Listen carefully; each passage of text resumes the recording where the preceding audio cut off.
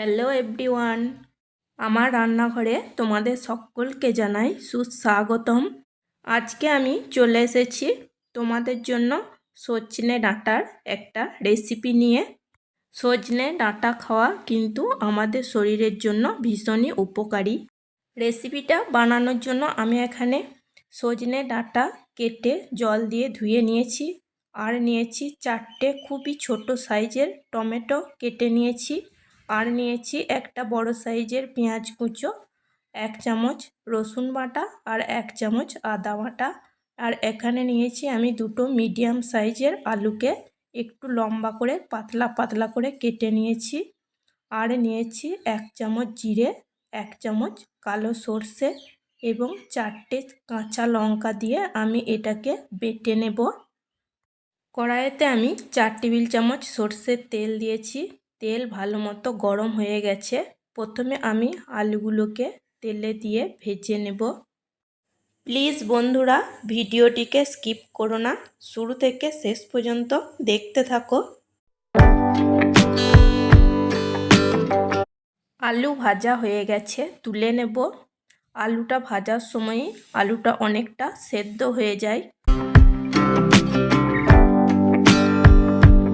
কড়াইয়ের বাকি তেলের মধ্যে দিয়ে দেব 1/2 চা চামচ কালো জিরে আর 2টো শুকনো লঙ্কা। কালো জিরে এবং শুকনো লঙ্কা একটু নাড়াচাড়া করে নিয়ে দেব 1 চামচ রসুন বাটা এবং পেঁয়াজ কুচো ও 1 চামচ আদা বাটা।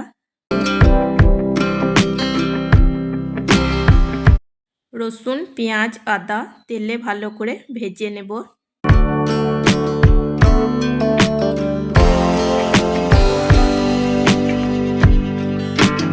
রসুন, পেঁয়াজ, আদা ভালো করে তেলে ভেজে নিয়েছি। এখন দেব 1 চামচ কালো সর্ষে, 1 চামচ জিরে আর 4টে কাঁচা লঙ্কা বাটা।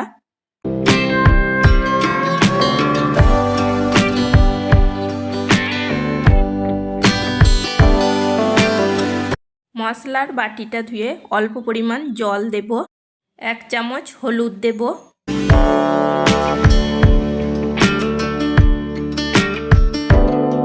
1 চামচ কাশ্মীরি লঙ্কা গুঁড়ো দেব। এখন আমি হাই ফ্লেমে মশলাটা ভালো করে কষিয়ে নেব।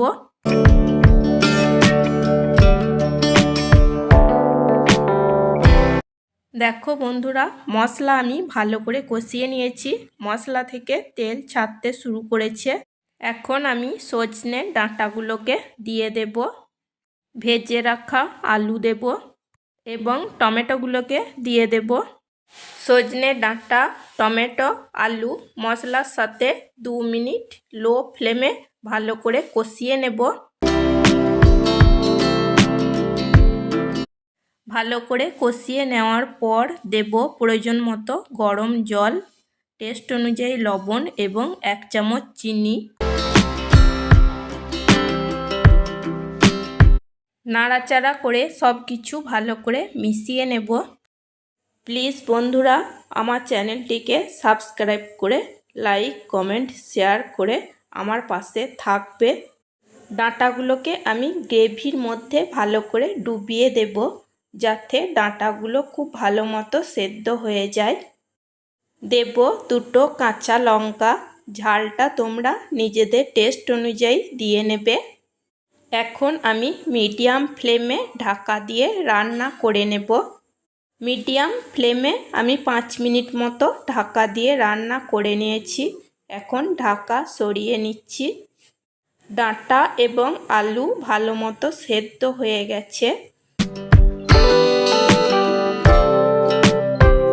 ব্যাস তৈরি হয়ে গেছে সজনে ডাঁটার চচ্চড়ি। এটা গরম ভাতের সঙ্গে খেতে ভীষণ ভালো লাগে। রেসিপিটা যদি তোমাদের ভালো লেগে থাকে তাহলে অবশ্যই একবার বাড়িতে বানিয়ে নিও। লাইক করো, কমেন্ট করো। তোমাদের লাইক কমেন্ট আমার কাছে খুব গুরুত্বপূর্ণ এবং তোমাদের লাইক কমেন্ট আমাকে ভিডিও বানাতে উৎসাহ দেবে।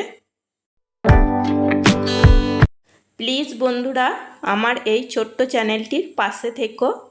আজকের মতো এই পর্যন্তই। চলো, টাটা, বাই।